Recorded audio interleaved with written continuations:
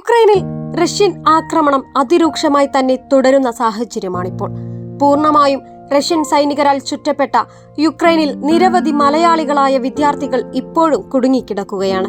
യുക്രൈനിൽ നിന്നും ഡൽഹിയിലെത്തിയ മലയാളി വിദ്യാർത്ഥികളെ ഇന്നലെ വിമാനമാർഗം വഴി കേരളത്തിലെത്തിച്ചിരുന്നുവെങ്കിലും ഇതിലൊന്നും പെടാതെ ആക്രമണങ്ങളിൽ അകപ്പെട്ട് കഴിയുകയാണ് തിരുവനന്തപുരം തിരുവല്ലം സ്വദേശി വിനീഷ്.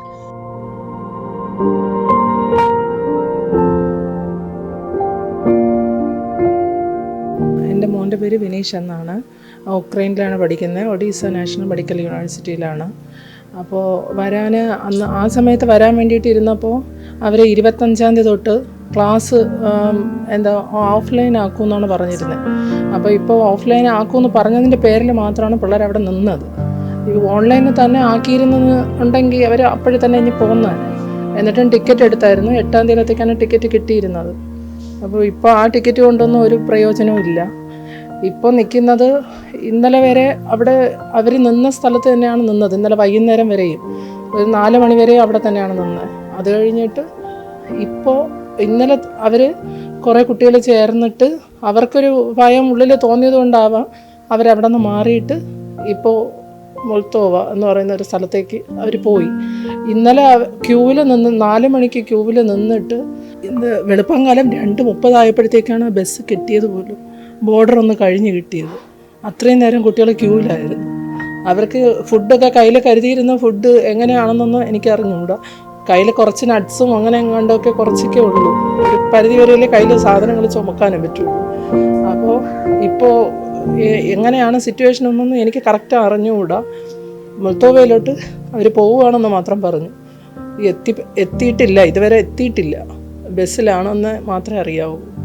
കോണ്ടാക്ട് ഇന്നലെ എന്നെ 2:30 ആയപ്പോഴത്തേക്ക് ഇന്നലെ എന്നെ വിളിച്ചിട്ട് പറഞ്ഞാൽ ഞാൻ ക്യൂവിലാണ്, ഞങ്ങളിങ്ങനെ പോവുകയാണ് ഇവിടെ നിന്ന് മാറിയിട്ട്. കാരണം എപ്പോഴാണ് എന്താണ് ഉണ്ടാവുകയെന്ന് അറിഞ്ഞുകൂടാ. അതുകൊണ്ട് ഇന്ത്യൻ എംബസിക്കാർ പറയുന്നത് നിൽക്കേണ്ട അടുത്ത് തന്നെ നിന്നാൽ മതി, വേറെ കുഴപ്പമൊന്നുമില്ല എന്ന് പറയുന്നത്. എന്നാലും കുട്ടികൾക്ക് അത്രത്തോളം, എൻ്റെ മോനൊക്കെ എന്ന് വെച്ചാൽ ഇത്തിരി നല്ല സ്റ്റാണാണ്.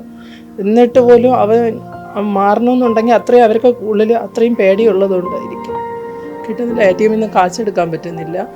അപ്പോൾ അന്ന് കുറച്ച് സാധനങ്ങൾ കരുതിയിരുന്നത് ഇപ്പോഴും അത് കയ്യിൽ വെച്ചിട്ടാണ് അവർ അഡ്ജസ്റ്റ് ചെയ്ത് പോകുന്നത്. നമ്മൾ കുറേ പ്രതീക്ഷയിലോട്ടാണ് പറഞ്ഞിരിക്കുന്നത്. അപ്പോൾ ഇടയ്ക്ക് ഇതുപോലെ യുദ്ധം അങ്ങനെയൊക്കെ പറയുമ്പോൾ നമ്മൾ നന്നായിട്ട് ടെൻഷൻ അടിക്കും. അപ്പോൾ അവൻ ഇതുപോലെ മെസ്സേജ് അയച്ച് ഇതുപോലെ പറയാറുണ്ടായിരുന്നു, ഇത് ഭയങ്കര പ്രശ്നമാണ്. ഒരു ദിവസം ഉറക്കം ഭയങ്കര ഒരു സൗണ്ടോട് കൂടിയാണ് ഉറക്കം എണീച്ചെന്ന് പറഞ്ഞു. സൗണ്ട് ഇതുപോലെ കേട്ടായിരുന്നു. അത് അന്ന് പോലെ അവന് ഭയങ്കര ടെൻഷനാണ്. എന്ത് ചെയ്യണമെന്നൊന്നും അറിഞ്ഞൂടാ. വീട്ടിൽ ഇതുപോലെ അമ്മയെ വിളിക്കാനൊക്കെ, അപ്പോൾ അമ്മ ഇനി പേടിക്കൂല എന്തെങ്കിലും പറയുമ്പോൾ അപ്പോൾ ഞാൻ ചോദിച്ചു എൻ്റെ അടുത്ത് തിരിച്ച് വരേണ്ട ഇത് എന്തെങ്കിലും ആയിട്ടുണ്ടോ എന്ന് ചോദിച്ചു. അവൻ പറഞ്ഞു അതൊന്നും ആവുന്നില്ല, യൂണിവേഴ്സിറ്റിക്കാർ പറയുന്നത് ഇവിടെ ജൂലൈയിലാണ് അവൻ വരാനായിട്ടിരുന്നത്. അപ്പം എക്സാമിൻ്റെ ടെൻഷനൊക്കെ കൊണ്ട് ഇനി ഇപ്പം പറഞ്ഞില്ല ചേച്ചി ആ സമയമാകുമ്പോൾ വരാമെന്ന്. അപ്പോൾ ഇന്നലെയും ഞാൻ മെസ്സേജ് ഇട്ടപ്പോൾ റിപ്ലൈ ഒന്നും വന്നില്ല. ഇടയ്ക്ക് വെച്ച് സൈബർ ആക്രമണമൊക്കെ ഉണ്ടാവുമെന്ന് പറഞ്ഞു.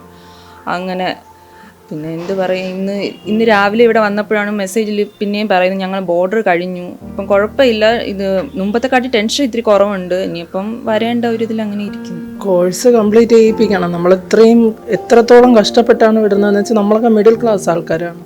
നമ്മൾ കടം വാങ്ങിച്ചും എടുത്തും അങ്ങനെയൊക്കെയാണ് ഞങ്ങൾ പഠിപ്പിച്ച് ഇത്രയും വർഷം വരെ കൊണ്ടുവന്നു. 4 കൊല്ലം കൊണ്ടുവന്നെങ്കിൽ ബാക്കി 2 വർഷം കൂടെ എങ്ങനെയെങ്കിലും അവരെ പഠിപ്പിച്ചെടുക്കണം എന്നുള്ളൊരു ഇതാണ് ഞങ്ങൾക്കുള്ളത്. അതിന് വേണ്ടിയിട്ടാണല്ലോ ഞങ്ങൾ ഇത്രയും ബുദ്ധിമുട്ടി ഞങ്ങൾ പഠിപ്പിച്ചത്. അപ്പോൾ ഇനി അതിനോ എന്തെങ്കിലും ഗവൺമെൻറ്റിൻ്റെ ഭാഗത്തുനിന്ന് തന്നെ എന്തെങ്കിലും ഒരു ഇത് ഉണ്ടാവണം. ഇതുവരെയായിട്ട് ഞങ്ങൾ കോണ്ടാക്റ്റ് ഒന്നും ചെയ്തിട്ടില്ല. എംബസിയിലോട്ട് ഇങ്ങനെ പൂരിപ്പിച്ച് കൊടുക്കാനൊക്കെ പറഞ്ഞ സംഭവങ്ങളൊക്കെ പൂരിപ്പിച്ച് കൊടുത്തിട്ടുണ്ട്. അപ്പോൾ ഞങ്ങളായിട്ടൊന്നും ഇതുവരെ ചെയ്തിട്ടില്ല. അപ്പോൾ അവർ മോൻ പറഞ്ഞത് എങ്ങനെയാണെന്ന് വെച്ച് കഴിഞ്ഞാൽ അവരെല്ലാം ചെയ്യുന്നുണ്ട്. അപ്പോൾ പിന്നെ ഞങ്ങൾ ഒന്നും ചെയ്യേണ്ട ആവശ്യമില്ല, അമ്മ ഞങ്ങളെല്ലാം ചെയ്യുന്നുണ്ട് ഇവിടെ, അവർ പറയുന്ന കാര്യങ്ങളെല്ലാം കറക്റ്റായിട്ട് ചെയ്ത് പോരുന്നുണ്ട്. പക്ഷേ ഇന്നലെ ആയപ്പോഴത്തേക്കുള്ള ആ ഒരു ബുദ്ധിമുട്ട് കാരണം അവരവിടെ നിന്ന് ഓടി രക്ഷപ്പെടും പോലെ സത്യം പറഞ്ഞാൽ പോയി. അതാണ് എങ്ങനെയാണെന്ന് ഇനി എങ്ങനെ വരുമെന്നോ ഒന്നും എനിക്ക് അറിഞ്ഞില്ല. എങ്ങനെയാണെന്നോ ഇവർ വിളിക്കുമ്പോഴത്തേക്ക് ഏത് ഭാഗത്തോട്ട് പോകുമെന്നോ എങ്ങോട്ടൊക്കെ ഇവർക്ക് അറിഞ്ഞൂടെ സത്യം പറഞ്ഞാൽ എങ്ങോട്ട് പോകണമെന്ന്. എംബസിക്കാർ ചിലപ്പോൾ നിൽക്കാൻ പറഞ്ഞെടുത്ത് നിൽക്കാൻ പറഞ്ഞിരിക്കുന്നു. അപ്പോൾ ഇനി ഇവർ നിൽക്കുന്നത് എവിടെയാണെന്ന് പോലും കറക്റ്റായിട്ടുള്ള ഒരു ഇത് അറിഞ്ഞുകൂടാതിരിക്കുമ്പോഴത്തേക്ക് എങ്ങനെയാണ് അത് എനിക്കൊരു പിടുത്തവും എങ്ങനെ വരുമെന്നും എനിക്കറിഞ്ഞു.